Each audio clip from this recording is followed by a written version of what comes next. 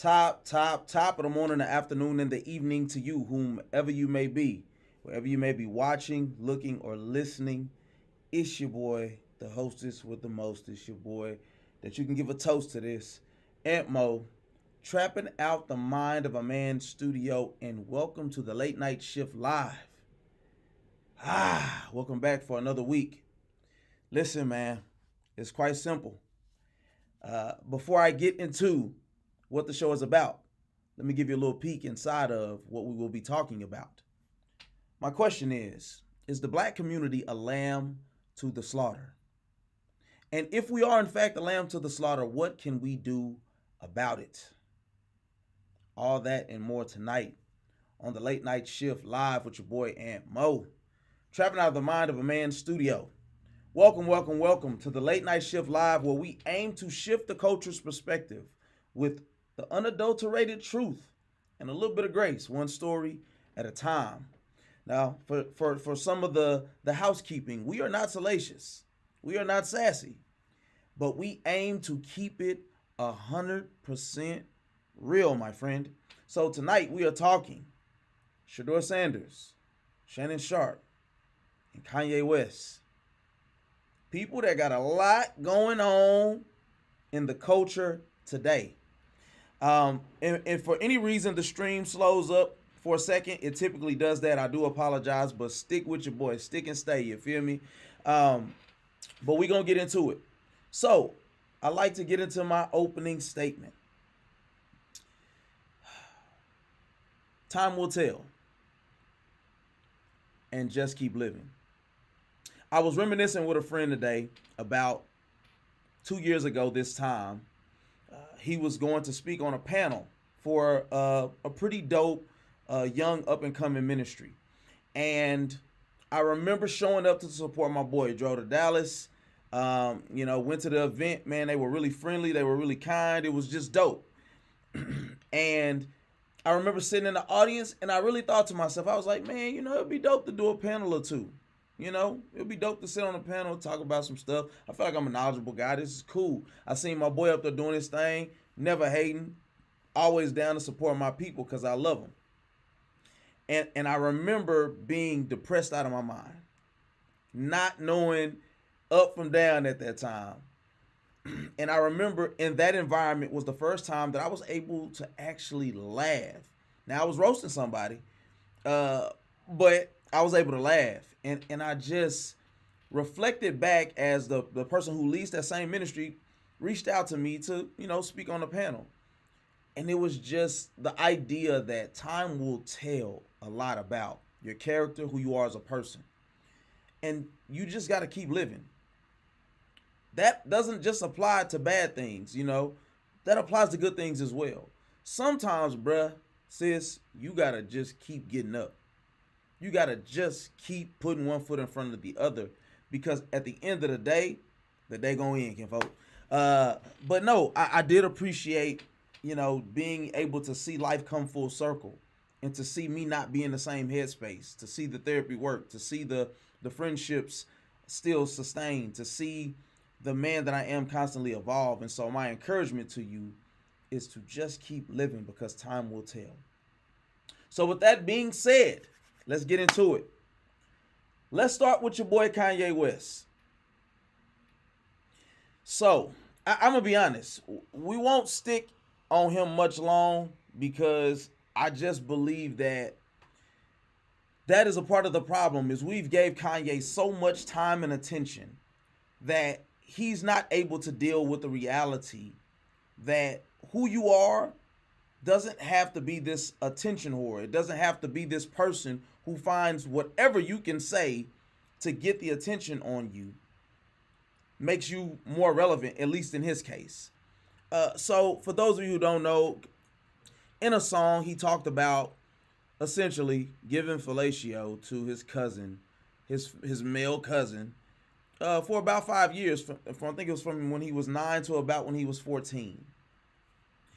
Whether this is real or not, whether this is relevant or not, I believe that one thing that is clear about your boy Kanye West is that attention is his God. it is actually quite disgraceful what Kanye has made of who we believed him to be at a certain time. The whole idea of him pushing this narrative of being a genius all the time. I'm a genius. I'm a genius, and it's like you're a musical genius, my dog. You're not a fashion genius. You're not just this Albert Einstein. All this stuff about you're gonna build cities and all of these things. You're not a genius, bro.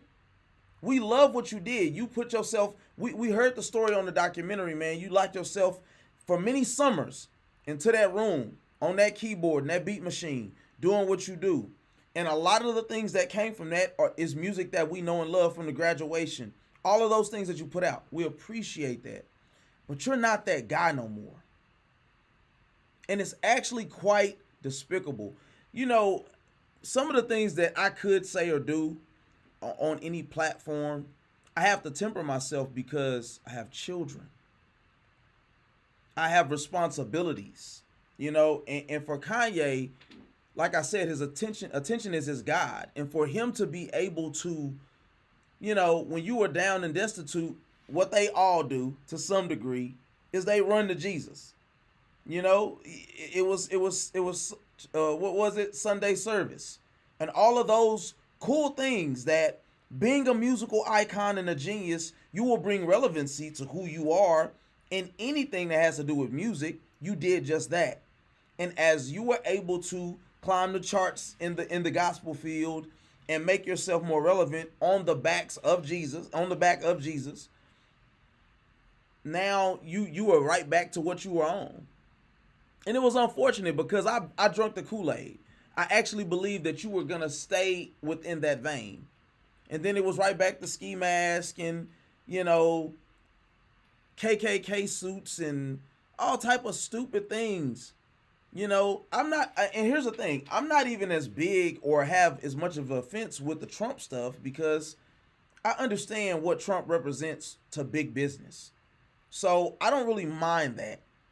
But the idea that thinking that because you are a musical genius that it translates to everything else is actually ridiculous.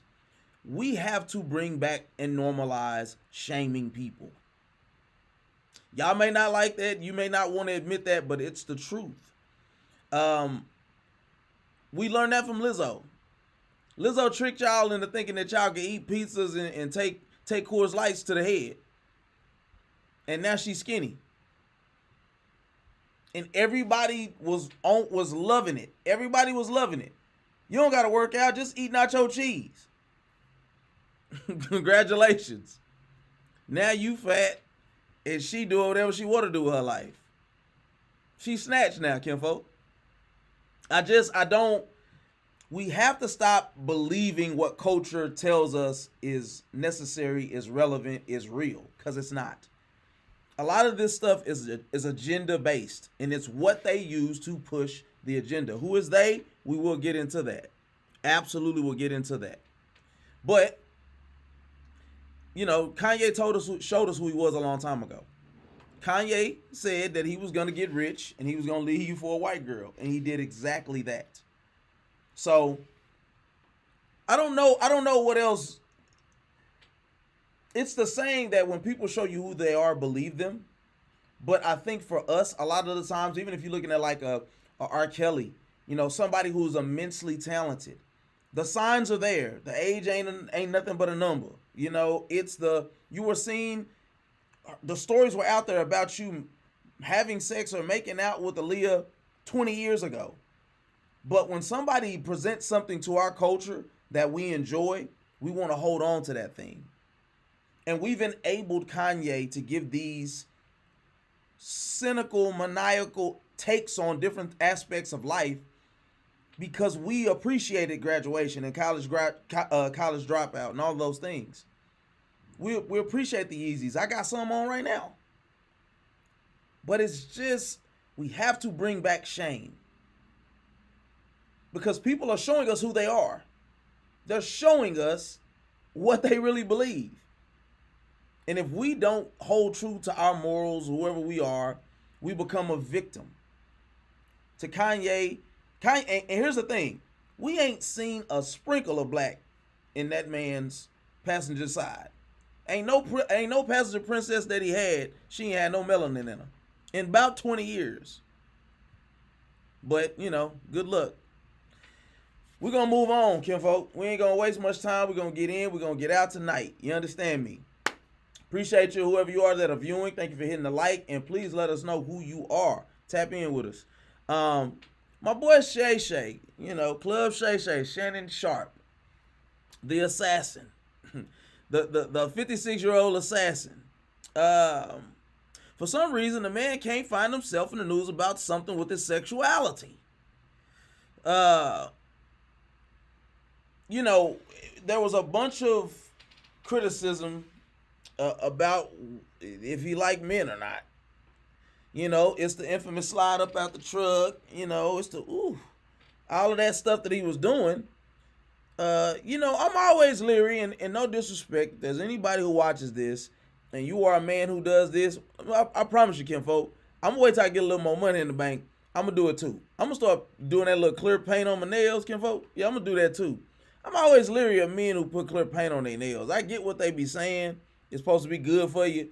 It's just some stuff is just a little too edgy for me as a man. And especially as a black man, we have to be leery of these things. Because this is what ends up happening. Shannon Sharpe, Kanye West, and as we get to Sheduer Sanders later on in the show, you end up being victims. You end up being victims to your circumstance because you end up selling out to the agenda of whatever it is that culture has made you propagate. Kanye was at the point where the only thing that mattered was his billions. Yeah, it ain't Ralph though. Oh yeah, you're down talking Sway because whatever Sway didn't match up to your level, or Sway, you didn't go to Paris. We was really niggas in Paris. All of those things. And we gotta stop signing ourselves up to be the usual suspects. Because there's already gonna be a target on your back. When you are Kanye West, when you are Shannon Sharpe, when you are Sheduer Sanders, you are a target to people who just want to be next to you and to people who want to see you fall. Kanye has had an estranged relationship to his dad for years, who appeared to be the spiritual backbone. When we seen the documentary, we seen that his mom, how she talked to him, how she treated him, how she made him feel really special, and losing somebody like that can send your life on a downward trajectory, a downward spiral. In the instance of a Shannon Sharpe, even his grandmother and his grandfather, he had so many quotes. We never talk about the trauma that these men experienced in their own lives. I guarantee you, growing up in a 1,000-foot cinder block home ain't the only trauma that Shannon Sharpe may have dealt with. It may be the only thing that he speaks to. The fact that he had to be raised by his grandmother and his grandfather, I believe that his mom lived in Chicago, and whatever that situation was, he ended up just staying with his grandmother full time. And God bless the grandmas of the world, kinfolk. I was raised by mine. But there's always going to be unknown, unseen issues, especially coming from, we'll just say 60 years ago. See, I have this theory, and I could be wrong, but it's the idea of, if you think back to slavery and you look at the black men who found their way in the beds of their masters' wives. It was something to behold. It was this great get back. It was this thing that wanted to prove this point to say, you rape and you pillage, you do all these things to mine. I can do the same thing. And I just believe that when there's this infatuation with dating the opposite, in the instance of these men who are on this level, it's more to it than that's just my preference. Especially for a man who's nearly 60 years old. So it was, oh, my Michelle, that's my Michelle, and we all thought that was cute. We thought that was awesome, cause we didn't have to worry about we didn't have to worry about we didn't have to worry about Unc being a doodle chaser. But then, it was let me stay on point here. He was in the shed. He's a pumping and a sweating. He's heavy petting. It was I'm in a bind, Nate. Some other time. That's what I think about when I hear a video of a 50-something-year-old man making all these noises and doing all this stuff. Listen, what you do in your home is what you do in your home. But it's just the idea that was cute to us. We were entertained by it. And he got a pass for that. Even though if any of us tried to go on our phone and randomly use some level of skin to touch something on our phone on Instagram and get to go live, I always thought it was something off about it. And then directly after that was the Rose Sparks commercial. Oh, see, this is what I was doing. You cried, and your privacy is so important to you, and you shamed your family, but then you go right back to being on camera on nightcaps talking about the Rose Sparks. Hey, this is what I was popping when I was doing this and that, and blah blah blah. It's all a game until it's not a game. Because here's the reality. We can't play them type of games on the other side of the street. Read between the lines. Now, you're being sued for $100 million by a paralegal ambulance chaser lawyer and a 21, 22-year-old young Karen.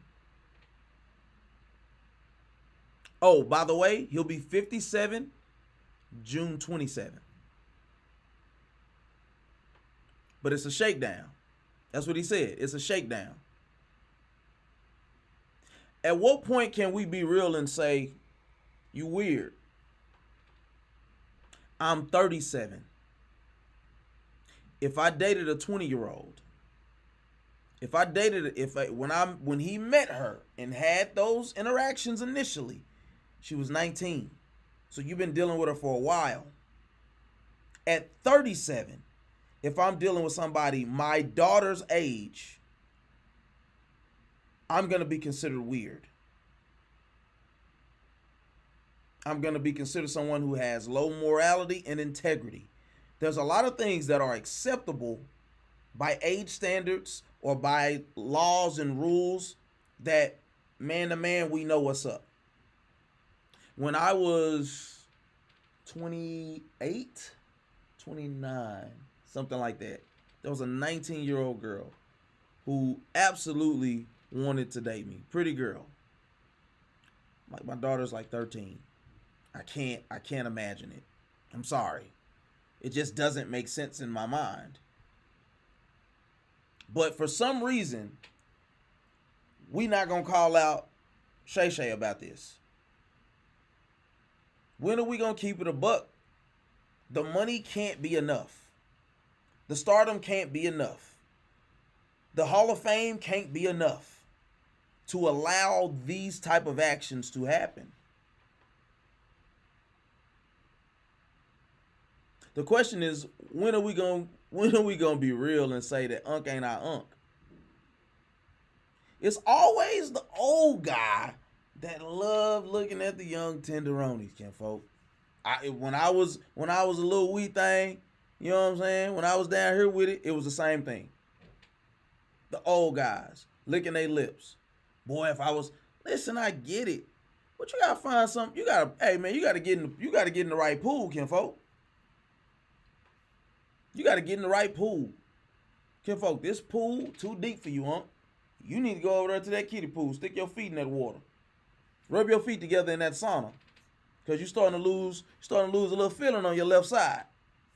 But what you don't need to do is ever in your life deal with somebody less than half your age.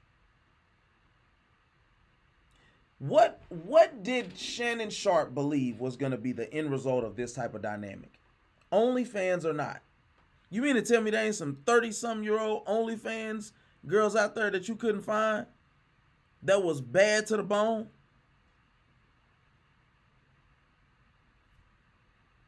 He can't electric slide. He don't date black women. He's a very, very shrewd boss. These are facts. These are things that we know to be true.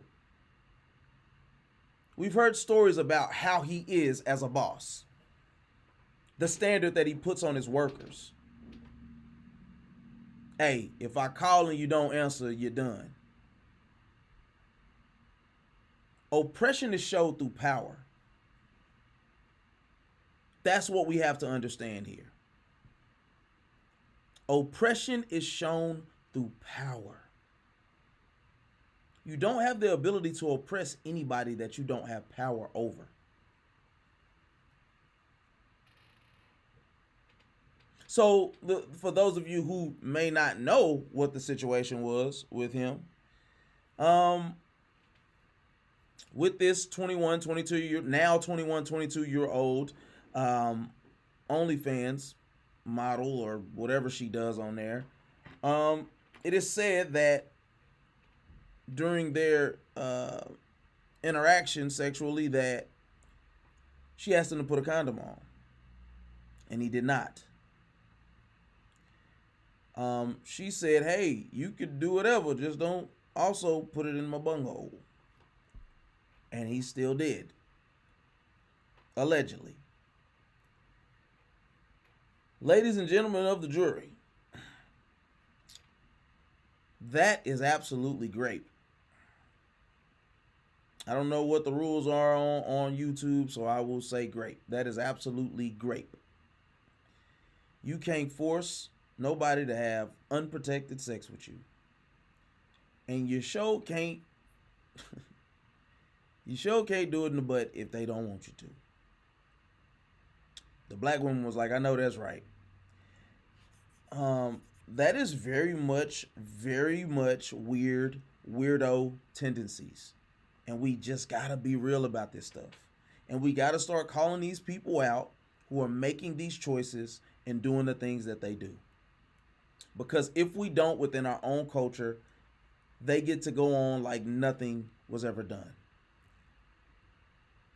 That looks a lot like what our oppressors have done for a very long time. I am not the super pro-black guy. I am not the white people or the devil guy. But systematic racism is a real thing. And I believe that whatever they want to do, they can do. That's just what that is. So this is a very much self-inflicted wound that we are seeing here. And I believe that sometimes, in the case of Shannon Sharpe, we got to be real about who Kanye West. You don't like your people. Shannon Sharpe, you don't like your people. And this is just what we have seen through their actions. Now you're being sued for everything. It's ironic that the same lawyer, Mr. Busby, who sued Jay-Z, is now doubling back to come get his piece of you. Pause.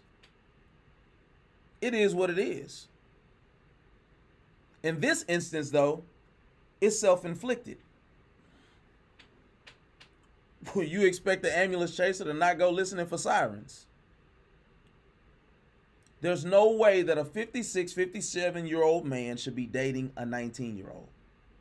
Should be having relations with a 17-year-old. I mean a 19-year-old when he first met her. But it's all cool as long as we know Unc ain't playing batting on the other side. And the jury is still out on that. Moving on. Sheduer Sanders. And please, if y'all have any thoughts on these topics, please let me know. If you're just now tuning in, thank you. Hit the like. We are definitely, getting into the weeds about the Kanye West, the Shannon Sharpe, and Sheduer Sanders situations. Some of these things, collusion, some of these things are self-inflicted wounds. Cheddar Bob, you shot yourself, kinfolk. In the instance of Shannon Sharpe, you absolutely shot yourself in the foot. But when we talk about Sheduer Sanders, whole nother can of worms, kinfolk. When you are the son of Deion Sanders, When you are the daughter of Deion Sanders, there's an expectation of your gene pool. Excellence is expected to exude from you no matter what you do in life. No matter what your skill set is. If you touch a football, a basketball, if you run track, if you play baseball, the expectation is that you're going to be great. Let's be clear. The problem with the Michael Jordan sons of the world, the Scottie Pippens of the world, the LeBron James of the world, these issues are all the same. Excellence is expected of you, sir or ma'am. Period.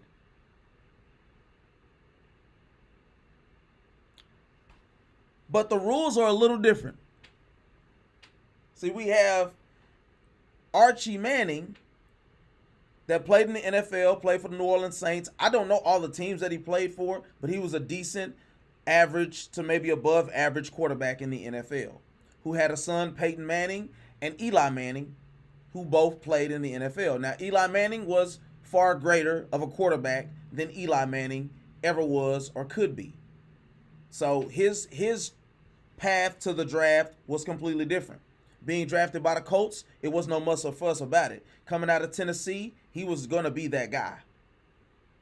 But with Eli Manning, who was going to be drafted number 1 or 2, I can't remember the order. It was 1 through 3, it doesn't matter, by the Chargers. They said, there's no way in heaven or hell, kinfolk, that he's being drafted by you. We ain't going. Oh, no, we won't go. There was no big deal about this. He ended up being drafted by the Giants. He went on to win 2 Super Bowls, very fluky Super Bowls, but Super Bowls nonetheless. He went on to lead the league in interceptions multiple times, not just once, multiple times. Outside of those Super Bowls, he has the most average numbers you'll ever see. He's one of the few quarterbacks that if you look at his numbers in a vacuum, Trent Dilfer's about the same. Jake Delhomme? Any of those quarterbacks that were just, I would say, fill-in guys, their numbers are comparable to Eli. The Tampa Bay, I can't remember his name, whoever the Tampa Bay Buccaneers quarterback was when they had that Tampa 2 that was a monster, that quarterback, whoever he was. When you look at obviously the Baltimore Ravens, Trent, I believe that was Trent Dilfer. There's plenty of quarterbacks who were average to slightly below average that had great defenses or had great other players around them that were able to win. Eli Manning is just another one of those basic regular quarterbacks. Sheduer Sanders is not that guy. Not today, not yesterday, not tomorrow. Sheduer Sanders is a highly talented quarterback. Sheduer Sanders' biggest fault and his greatest strength is that his daddy is Deion Sanders. He is a son to a proud, loving father. Sheduer Sanders has become a sacrificial lamb to the system of good old boys, the National Football League. In what other league are there, to my knowledge, no black owners, no black GMs? To my knowledge. If I am wrong, please correct me. Name me, out of the 30 teams, 31 teams, however many there are in the NFL, name me the team that has a black owner, that has a black general manager. Here's the funny thing. You have a guy in Tom Brady, great quarterback, the GOAT. If Patrick Mahomes doesn't do what he does, Tom Brady is going to forever be the GOAT. He was able to, not even 2 years removed from being an NFL starter, Oakland Raiders, he's able to get minority ownership. Very interesting. Very interesting. This isn't like the NBA. Dwayne Wade, he can get ownership. LeBron James, he can get ownership. But in the NFL, that doesn't happen. So I want to put all of these things into context as we bring up what we're talking about. What else does the NFL have that other leagues don't have? The Rooney Rule. For those of you who don't know what the Rooney Rule is, it was a rule put in place that makes sure or ensures that a person that is a minority has to be interviewed in some capacity before you can pull the trigger on hiring a non-minority as a head coach. When some type of racism is typically in place, when we have to say, hey, let's make sure that racism isn't in place. Let's make sure that prejudice isn't in place. Let's make sure that black people or Mexican people, Hispanic people, Asian people, let's make sure that they are interviewed before we hire an Anglo-Saxon. That's probably your number one contributor that says, yeah, you're probably fighting against some type of structural system here. Sheduer Sanders has not proven to be a bad guy, a bad teammate, a poor leader, to not be coachable. The most dangerous thing about it all is that he has not been proven to need the NFL for their money. Sheduer Sanders has proven that he doesn't have to play by the NFL's rules. No disrespect to Cam Ward. No disrespect to any player that has cried their eyes out because all they've ever wanted to do was be a professional in the NFL. Wanted to be a franchise guy. And maybe if Sheduer gets that moment, the moment that he actually deserves by being drafted 1 through 4 at some point, maybe, just maybe, he would have got to experience that and shed a couple tears. I believe he still did when he was on camera. He was elated to be drafted in the 5th round. Because for anybody who has loved this game since they were a little boy, they absolutely appreciate the idea of hearing that siren go off, that bell ring, to know that you were drafted, that somebody said, I choose you to be a part of my team. This was absolutely collusion. And the NFL wanted to prove to Sheduer Sanders that they could do to him what they couldn't do to his daddy. They are terrified, and I mean terrified, of people that don't need them. They are terrified of, dare I say, black excellence. And it is what it is. I don't have to argue about it. They fear what they don't understand, and they fear what they don't control. I don't have to explain who they is, because if I just said, you can't name me a black owner, you can't name me a black GM, the black coaches get very little rope. Ask Mr. Mayo, who was the coach last year of the New England Patriots. He was drafted. I mean, he was hired, and then Robert Kraft said, "Well, maybe we bit off a little more than we can chew." Based off of what? The rookie quarterback that you drafted? You completely starting your franchise over because you don't. Tom Brady's gone. Wes Welker's gone. Julian Edelman's gone. Rob is gone. There's nobody there. The cupboard is barren. Nobody, and I mean nobody, is a first-time coach takes their team from zero to hero. It doesn't happen. This is just what we have to deal with. And there'll be people who will argue, and it's like, oh, this is just a false narrative. Look at the numbers. What they say, men lie, women lie a little bit more. But the numbers don't lie. The numbers don't lie, kinfolk.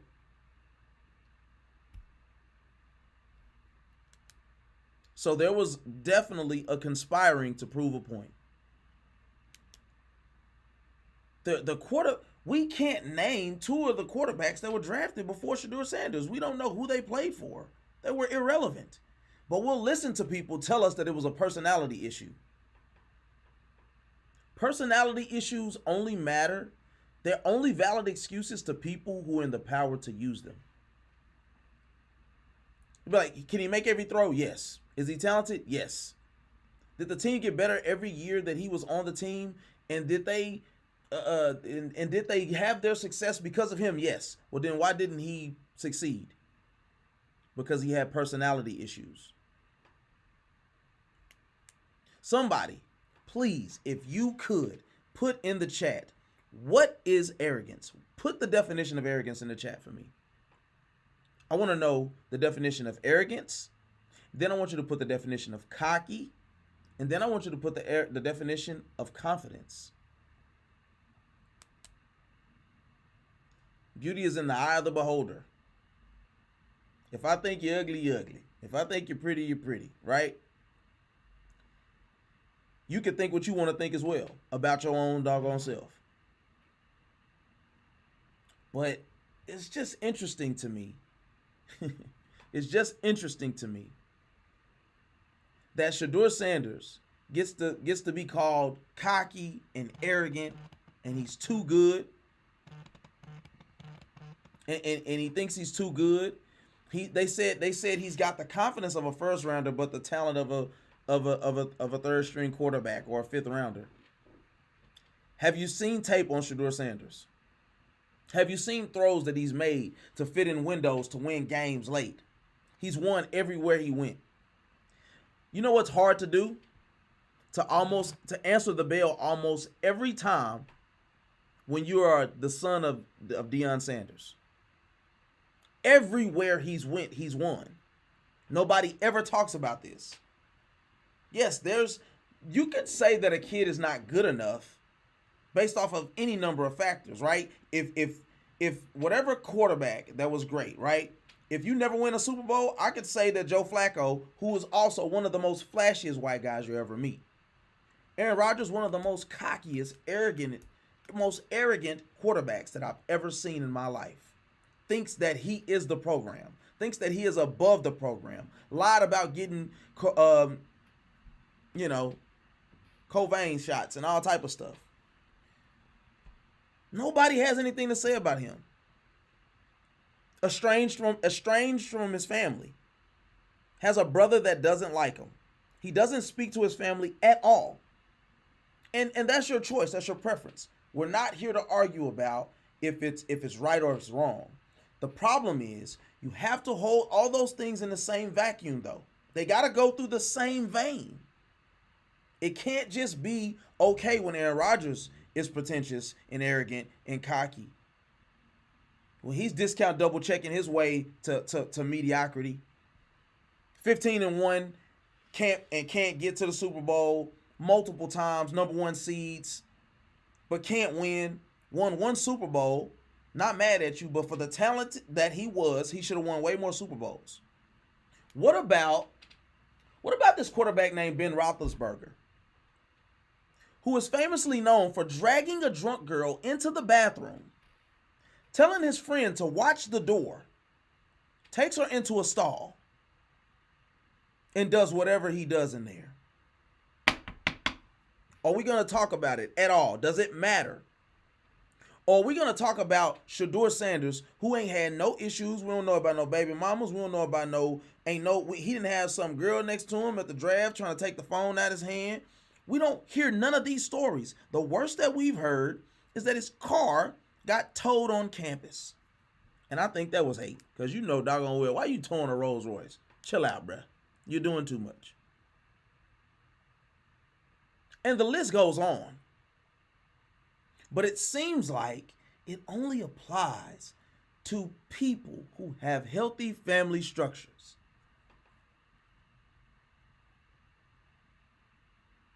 Joe Flacco's made it to, not Joe Flacco. Joe Burrow, and if I said Joe Flacco earlier, I apologize. I meant Joe Burrow. Joe Burrow, great, phenomenal young quarterback. Moves to the beat of his own drum. He is invited to the cookout. But played on a team. 1 year. Went to Ohio State. Transferred. Played on a team at LSU. The most stacked, loaded team we've ever seen in our lives. Justin Jefferson, OBJ, and all of these players. I mean, OBJ may have not been there.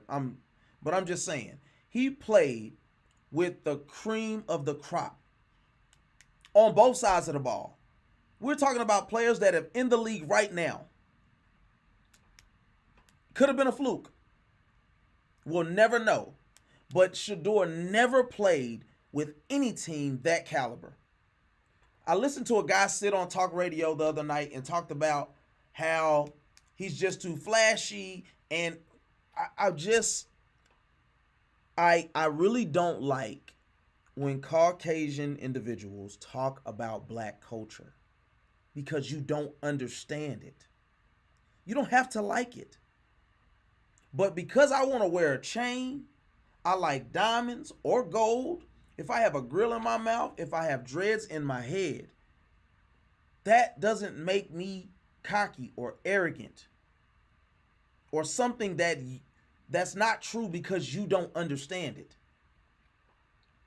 And I think that's the part that bothers me the most, is because we continue to be misappropriated and misunderstood. And a good kid, he's never been to jail, arrested, detained, tased. He gets to be labeled as something because you don't like his daddy. The only thing I will say, and I seen this report, and then my boy sent me the report, where it was basically saying, Deion was saying he gonna show up to the first meeting with Sheduer and they're gonna have a conversation. Listen, Deion, if you want your son to be alienated and treated like less than a man, please walk into that room, his first meeting with the coaches and everybody, and have a conversation about his draft stock or why he was treated this way. It's best that you go over there, you go worry about coaching Colorado, and you let Sheduer find his way because you've raised him to be a black man of excellence. Sorry. If you don't like it, that is your problem, not mine.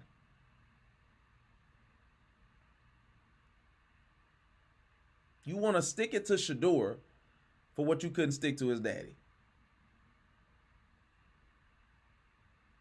I'm going to tell you who's the nastiest of them all. It's not Shannon Sharpe with his bunghole play. It is you black people who applaud the narrative that if he would have just shut his mouth and walked in there and been a good old boy and said, yes, master, I'll cook, I'll clean, I'll pick your cotton.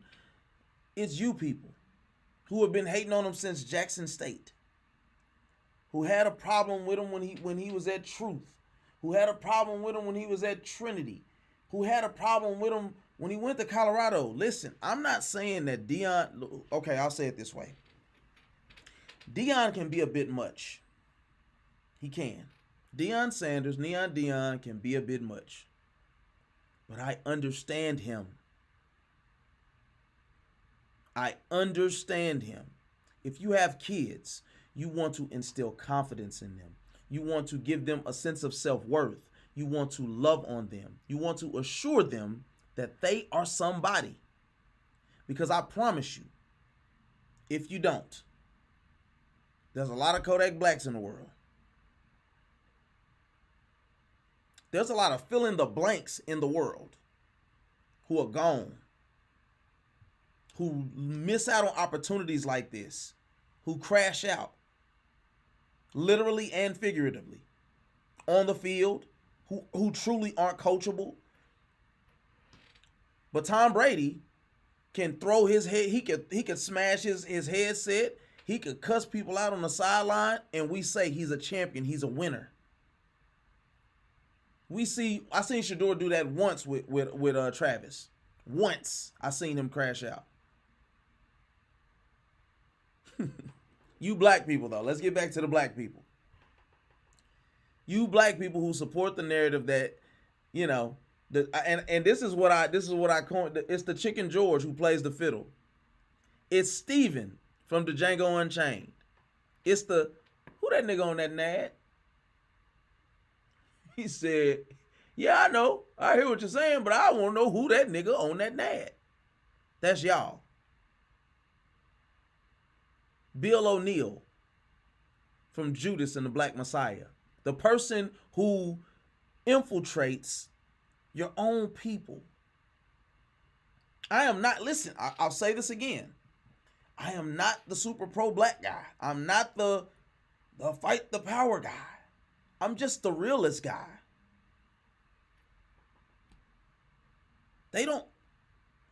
I would not be surprised if the CIA or whoever, if their entry into the MLK tapping the phones and all, if there was a black person attached to that. We all know that they use black people to get rid of Malcolm X. All I'm saying is, and I ain't trying to turn it into some conspiracy theory. What I'm saying is, for once, it would be great is if you didn't like how somebody moved, that you voiced it, and we left it at that. I don't agree with everything I see my people do. And I'm going to say what I say. I'm going to feel how I feel. But what I'm not going to do is publicly malign and objectify them because I want them to just fit within a box. I can't be mad at a man or a young man, however you want to look at him. I can't be mad at a young man who did not come from poverty or that has a great sense of self. I guarantee you, I would be worse if I didn't come from poverty. I'm just going to tell you right now, kinfolk. I guarantee you, I would be worse if I would have had a greater sense of self growing up. Or maybe I would have been better. But all I'm saying is, I didn't have much and I knew I was meant for more. Sidebar, shout out to the Grits and Eggs podcast and the 1% Better show. I watched that before I came over here. And I got to tell you, I just love being inspired by great content from people that look like me that are talking about something other than who paying 50-50 on food and drinks and who's the prize. Narratives that are so overplayed and do nothing for our culture. But we like to numb our minds with nonsense. So, like I said, Sheduer Sanders is built the way he is because his daddy was intentional about loving on him and giving him a sense of identity. I know y'all have seen the famous clip of once him and Pilar were divorcing and they're sitting in a room together and he's reassuring him of who he is and how much he loves him. All things that so many people don't get to get. That's the ironic thing to me. I really believe sometimes in the black culture, we hate what doesn't look like us. And I mean something that may look like me, but don't look like me. If that makes any sense to your brain. The person who I'm looking in a mirror, but the clothes are different. The hair is different. How I speak is different. We have a hard time embracing those types of people. I'll never forget it. Story time. I'll never forget. I'm working at this place called Metro Care in Dallas, and it was a coworker of mine. I didn't really never say much to her, to be honest. I didn't have no issue with her. I just don't speak to people if I don't really know people. Being open about filling out the room in a certain way that makes me vulnerable for people to say something crazy or to say, oh, he friendly or he think he this, I'm not that guy. That's the only reason why I never really talked to her like that. And I remember her saying to me once we got cool and we started chopping that I thought you were better than me and you came off as arrogant. And partially she said that because I had a high booty. Pardon my French, but what in the hell are you talking about, girl? But that's the mentality that I'm speaking of from our people. It's the idea that I think I'm something that I'm not because I see life differently than you, or I carry myself in a way that you've never carried yourself. This is what Sheduer Sanders has to deal with. It's buck breaking. I don't, these are terms that I think are super ick sometimes because people use these terms. You know, you're a narcissist, you're a gaslighter, you're a manipulator, you're whatever. You know, oh, this is a form of buck breaking. It's like, no, this is you saying you are going to humble me to be what I want you to be. What you want me to be. You're going to make sure that I feel this, that you don't never carry yourself that way. Could Sheduer focus better? Yes, sure. He's a young guy. He's making music. He's got the latest Maybach. My fault. He got the latest Maybach, folk. He gets to live life on his terms. They don't appreciate the structures that be, whether that's the NFL or whoever. They don't appreciate when you live life on the terms you want to. Humility is always the standard when somebody else can't do what you do. Think about it. You graduated from college, they didn't. Oh, you think you something because you didn't graduate from college. You get a raise. Now you got a Benz. They still driving the Dodge Intrepid. Oh, so everybody, you got your little Benz. This is all signs that we got to pay attention to and be real from the people that we think we know and love, that we do life with. The writing is always on the wall. And I'll say this, and I've said this before, I'll say it again. I have no issue with Cam Ward. But you got to be mindful of the things, because there's a difference between being competitive and somewhat, like, I'll say salacious is the word, but it's like sometimes if people think that you don't deserve something, they'll speak about it in the way that Cam did. And I'm not saying that they may really love each other and have a great relationship, and I'm not assuming that he's bad, that he was being negative. But when you watch some of those interviews, it's like, was he saying that he could identify that sometimes Sheduer didn't work as hard as he could? Or was it the idea that Sheduer had something that he didn't have, and he didn't feel Sheduer really deserved it based off of how good he was or his work ethic? That's what we have to start understanding. The idea of friendships where, and I've said this a few times before to people around me, the idea that we can exist in friendships where if we fall out, I have the 1,001 negative things to say about you. You fat, you ugly, you stink, you a bad dad. You got all of these things to say about me, but you had nothing to say. There was never a dialogue that we had to say, hey, bro, I think you should do better, man. Hey, bro, let's go to the gym. Hey, bro, I think you should go check in on your kids, bro. Hey, man, how's your daughter doing? Whatever. So when I start seeing dynamics, and we only can see what we saw on camera. I saw two friends being competitive between Sheduer Sanders and Cam Ward. Absolutely. It may be nothing but love there. But we just I'm starting to look at how it's like, it's not just that they're trash talking, it's how the trash talk is coming from him and how it's coming from Sheduer. And it's like, it seemed like Sheduer was never on some like real like, and you suck, you trash, bro, you ain't. It's like they were going back and forth, but it was just levels to the trash talk. And I just think we got to be wary of that when we talk about friendship, when we talk about family. You think you better, you just, it's like, listen, fam, I don't got time for none of that.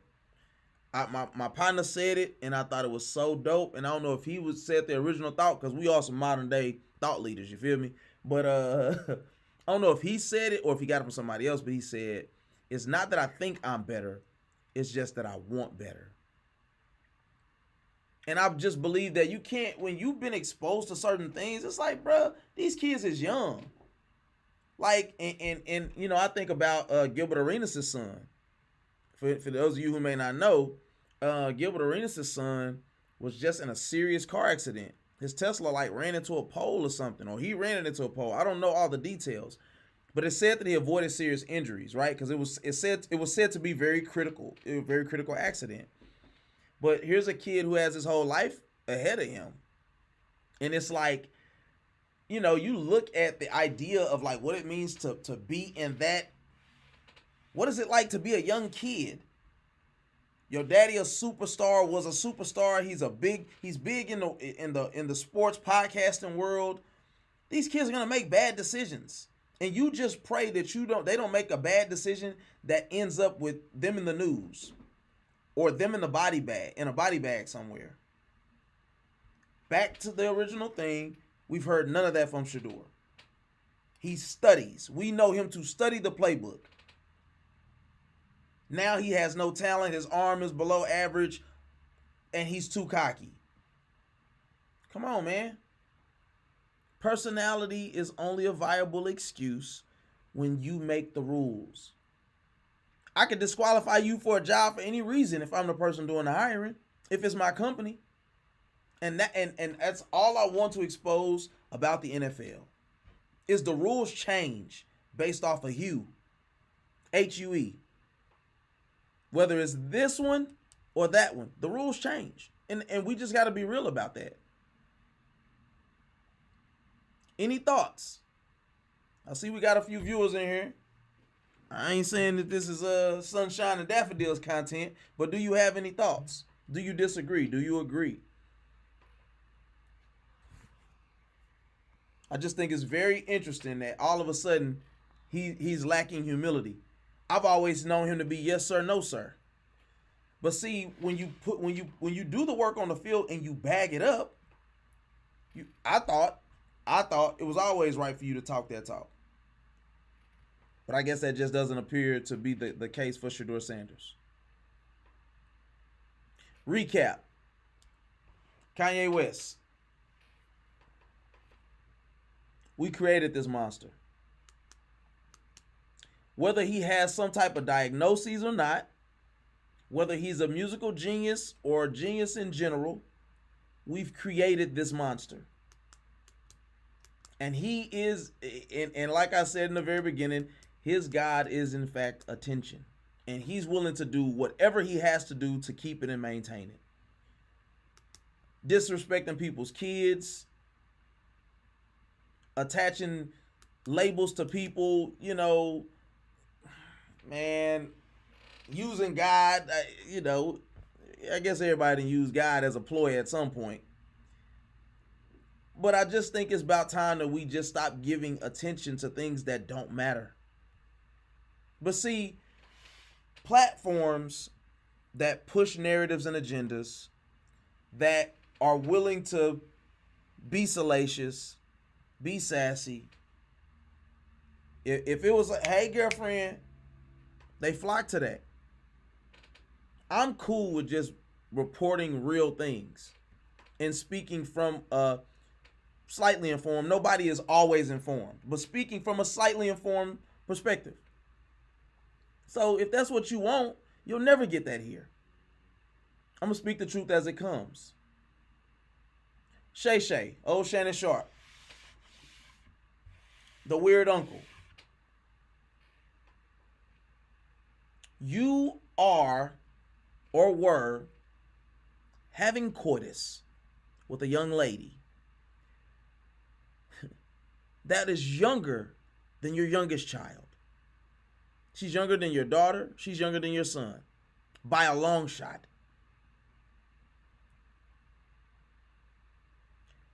But it's a self-inflicted wound, Shannon Sharpe. It's a self-inflicted wound that you did.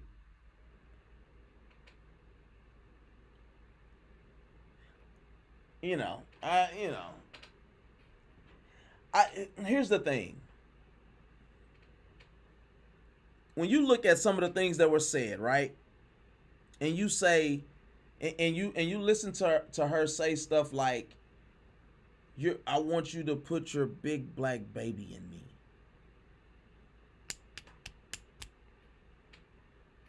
like, I get what it means, but what does that mean? What does that mean?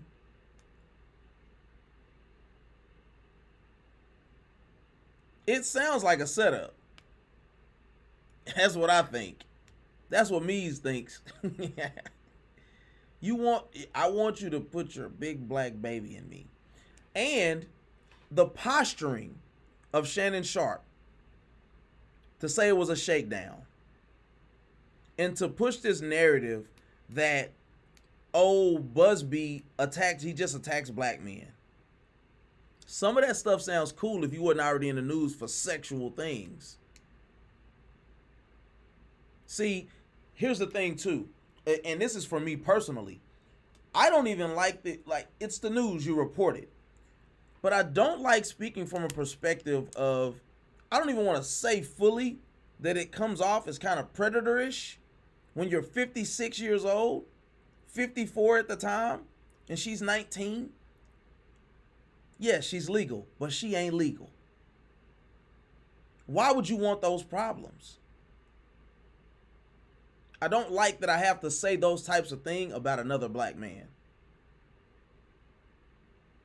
But what I will never do is rush to support somebody off of affiliation, but I also won't rush to cast aspersions at somebody because of one bad thing that happens.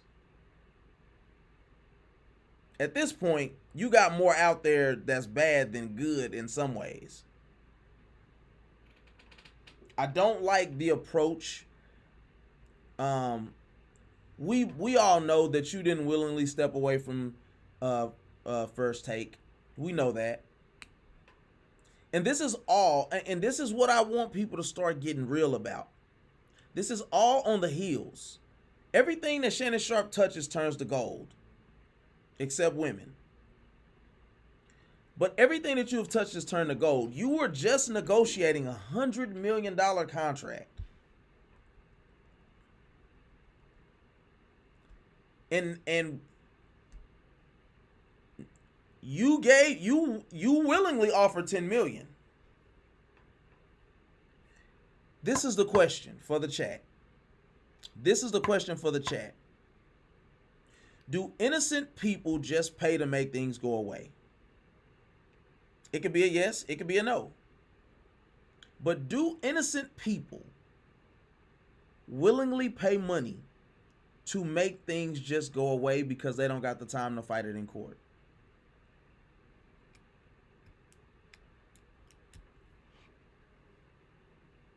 I think it's a double-edged sword.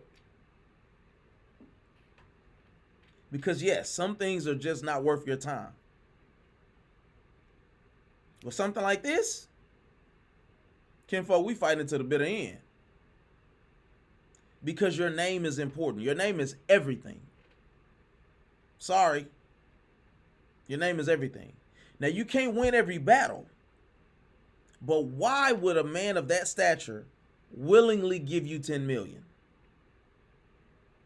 And if it was simply just about a money grab, why wouldn't I take the $10 million? Some people are just greedy. Not going to argue with you there. But typically, and not every time, but typically, where there's smoke, there's fire.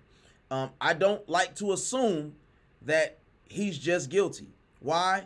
Because there have been many black men that have been hung, that have been shot, that have been given, that have been sit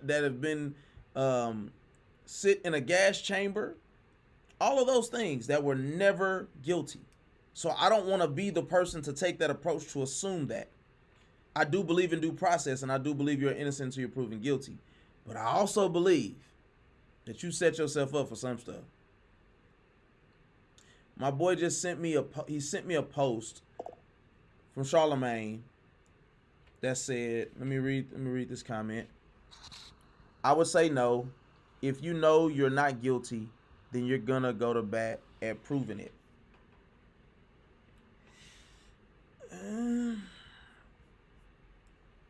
Different strokes for different folks. I agree and I disagree at the same time, because I believe that some things are small enough, some small civil suits or something like that. Some of those things, people will just fight. I mean, people won't fight. They'll just pay for it. They want 10,000. Just give it to them. I don't want to do it, but I ain't got time to fight it in court either, because that's where the money is made, in court. You got to pay lawyer fees. A lot of times they may have to pay for what they got going on. It's not worth the time. But I'll say something like, you forced yourself to have unprotected sex with me and you put it in places I didn't want you to. We fighting that. I'm not putting a dollar amount on that. So I do agree with you, but I think in this case, if you're not guilty, because here's the thing. In most cases, and we all know this, we would know this from church. When you're guilty in public opinion, when public opinion is what makes you, is if they viewed you as guilty, there's nothing you can do. As Samaj said, my lawyer cousin, that's how I got to present it. Got a lawyer cousin, can vote. Now I got to sue you for defamation. And the fact that this may not be true, I have to fight this with everything I have, because I want my name back and I want my fees back. So, and then lastly, Sheduer Sanders. A poster child for love and support. We don't get to talk about this a lot in the black community. The idea that there's loving parents, and this is not to say that this doesn't exist. This is absolutely prevalent. Studies would show you that black men are much more present fathers than what, number one, what they're given credit, and then number two, they're much more present and available fathers than other demographics. Not here to argue that.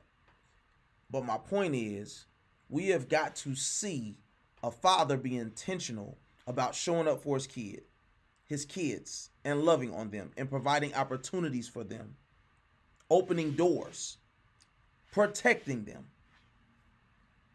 And for whatever the reason, if there is a powers that be, they don't appreciate that. And it may not be spoken of in that way, but when the kid, who once again is saw as self-assured and confident, when everything about his moral compass and integrity is put in question, we then have to have a conversation about what is the real issue here, because it's not the talent of the kid. I'm keeping receipts. I'm just a little old man. I'm just a little old humble fellow with a Zoom ministry. You hear me? I'm keeping receipts. Because we're going to see very soon, we're going to see sooner rather than later, if Dylan Gabriel, whatever his name is, if he's the real deal. Deshaun Watson retore his patellar tendon late last year. Joe Flacco, why is he still starting in the NFL? I don't see a quarterback on that roster that can really compete with somebody like Sheduer Sanders. I'm sorry. You can say what you want to say. Time will tell, though. Would I wanted him to go to someone other than the Browns? Yes. Do I wish the Cowboys would have drafted him? Absolutely. Sidebar. The Cowboys had an absolutely, want to choose my words carefully, because I am a Cowboy realist. I am not a blind fan. I believe that the Cowboys draft was a B+. Why? Because the Ravel kid tore his ACL, and we love getting kids that tear stuff. Second round, kinfolk, we love getting a kid with a knee injury. But overall, I think the Cowboys did a very good job of drafting this year. They took what fell to them. I think the what is his name, Jaden Blue. I watched him play at Texas all year. That whole running back stable was phenomenal. So to steal that kid that late, to me, he's an undersized kid, but he's great. But he's gonna be good in the league, I believe. So I'll say that. In closing, one of the things I made reference to the 1% Better show and the Eggs and Grits podcast collaboration. I just want people to understand that the climate that we sit in today, not much is promised. I'm talking about I'm starting to see, and I'm not going to say it's not always been that way, but I'll say it this way. I've been seeing an uptick of people out of nowhere have heart issues, health issues, be fired from jobs, 401ks get taken away. If you have something that you do and you do it well, if you have something that you're passionate about that you love, my encouragement to you is to find a way to fan that gift into flame. This may be the greatest time ever for us as a people, black, white, whatever, to be able to create something for yourself. Don't sit on your hands any longer with the things that you have the ability to do in life. And you have something. The problem that we run into is that people don't know how to help and serve other people's vision. For every Moses that was raising his hands, and as long as his hands were raised, the battle was won, there were lay people that helped keep his hands up, to help hold his hands up. I believe it was Aaron and somebody else, which Aaron was his brother. Find your lane. Find where you fit in. Find something or someone to serve. Because that may be the gateway to you opening doors for yourself and other people that you may never have been able to do at a regular 9-to-5. And I'm not saying there's nothing wrong with a 9-to-5. I'm saying find somewhere to put your hands to the plow. The Bible says in all work, there's profit. But the profit that you may be able to see is going to depend on how smart you work. But after all, what do I know? It is your host, your homeboy, your player, your partner, your hostess with the mostest, Aunt Mo, trapping out the mind of a man studio. And you have been watching the Late Night Shift live. Man, I thank everybody that tuned in and that has supported. I really, really wanted to get to this episode. It was kind of hard, I'm not going to lie. Because when I be getting out work sometimes, can't folk, I just want to lay down and put my feet up. But I thank everybody for tuning in to the Late Night Shift live with your boy Aunt Mo. As I end every show, I love you. May the Lord keep you. See you at the conference. Until next time, say la.